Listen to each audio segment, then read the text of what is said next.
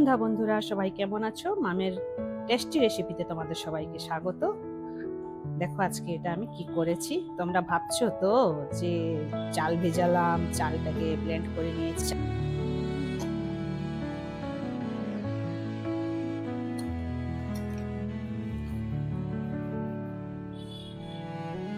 দেখো বেটার আমাদের রেডি।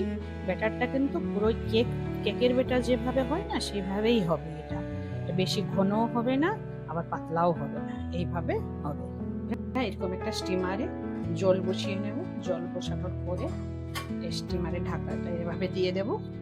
তারপরে এইরকম একটা কাপড়, সাদা কাপড়কে ভালো করে ধুয়ে পরিষ্কার করে এটাকে এই ভেতরে দিয়ে দেব।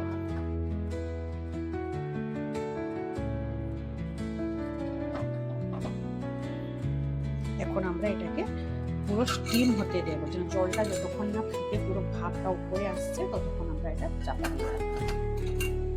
আমাদের ব্যাটারটা অনেকক্ষণ ধরে ম্যারিনেট হয়ে আছে। এখন দেখো 1 চামচ আমরা বেকিং সোডা বা খাবার সোডা দিয়ে দিলাম। দিয়ে এটাকে আবার আমরা ভালো করে নাড়িয়ে নেব। এবার দেখো আমাদের ভাপ উঠে গেছে, জল ফুটে গেছে। এখন আমরা এই ব্যাটারটা এর মধ্যে দিয়ে দেব। ব্যাটারটা দেওয়া হয়ে গেছে, একটু ঝাঁকিয়ে নিচ্ছি। তারপর এটা আমি চাপা দিয়ে দিলাম। এটা এখন 8 ঘন্টা এই ভাপে হবে। 8 ঘন্টা হয়ে গেছে। এখন আমরা খুলে দেখব।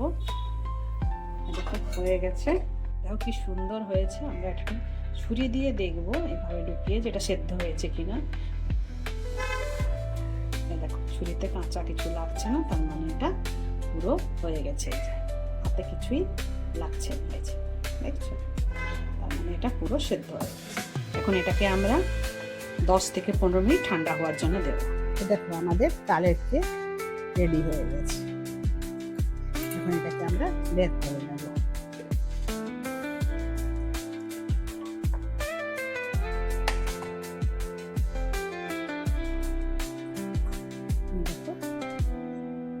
ভেজা কাপড়টাকে আস্তে আস্তে তুলে নেব।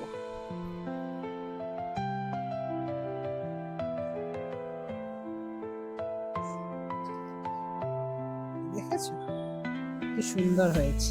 রেডি হয়ে গেছে আমাদের তালের কেক। খুবই সহজ উপায়ে এটা তোমরা বাড়িতে বানিয়ে নিতে পারো।